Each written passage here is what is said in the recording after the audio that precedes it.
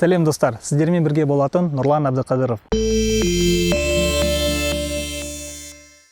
Бүгінгі таңда кредит жайлы білмейтін бірде-бір адам жоқ. Әлемнің 80%-дан астам тұрғындары тұрақты түрде кредитті пайдаланады. Кредитті жеке тұлғалар, шағын және орта бизнес субъектілері, тіпті мемлекеттердің өздері де пайдаланады. Еліміздегі бірінші кредиттік бюроның мәліметтеріне сүйенетін болсақ, 9 миллионнан астам экономикалық белсенді халықтың 7 миллионнан астам қазақстандықтың мойнында кредит бар екен. Бұл көрсеткіш жылдан жылға өсіп келе жатыр. Ал жалпы осы кредит сөзі қайдан шықты, ол нені білдіреді және оның қандай түрлері бар екен бүгінгі эфирде айтып береміз. Кредит сөзі латын тілінен аударғанда сенім білдірем деген мағынаны білдіреді.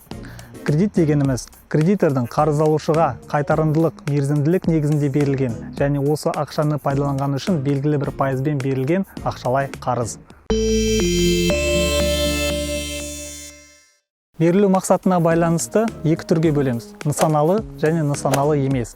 Нысаналы дегеніміз ол тұтынушының белгілі бір мақсатқа, яғни тұрғын үй алуға, автокөлік алуға бағытталған сома.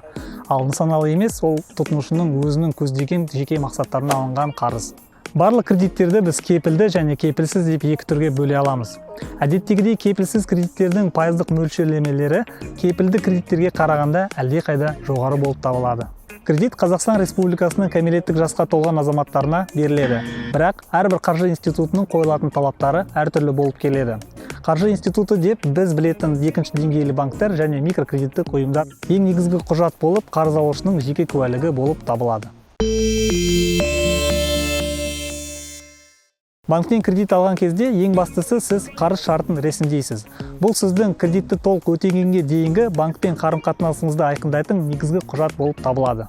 Бұл шартта қарыз сомасы, мерзімі, валютасы, сыйақы мөлшерлемесі және жылдық тиімді сыйақы мөлшерлемесі көрсетіледі. Сонымен қатар кредитті қандай әдіспен қайтаратыныңыз айқындалуы тиіс. Жылдық тиімді сыйақы мөлшерлемесі бұл қарыз алушының шарт бойынша төлейтін барлық төлемдердің сомасы.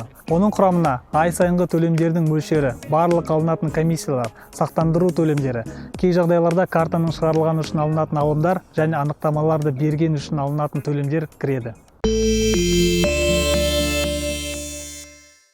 Кредит алған кезде шарт пен оның талаптарын мұқият оқыңыз. Жылдық тиімді сыйақы мөлшерлемесін білгеніңіз жөн. Сонымен қатар, банктен алған сомаға қарағанда нәтижесінде қандай соманы қайтаратыныңыз туралы білу керек. Құрметті достар, кредит алғанға дейін асықпай ойланып, саналы түрде шешім қабылдау қажет. Назарларыңызға рахмет, сау болыңыздар.